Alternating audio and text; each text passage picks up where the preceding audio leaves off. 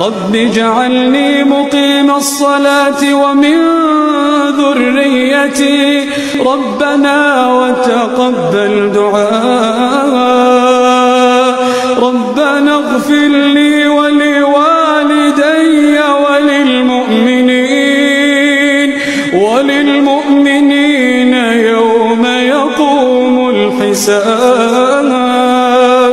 ولا تحسبن الله غافلا عما يعمل الظالمون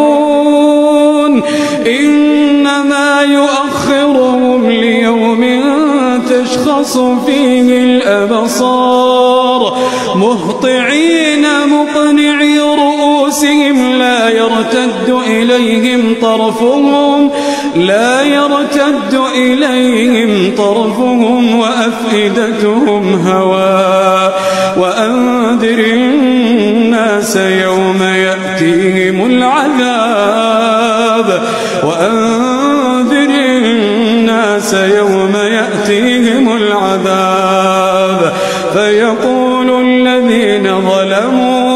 فيقول الذين ظلموا ربنا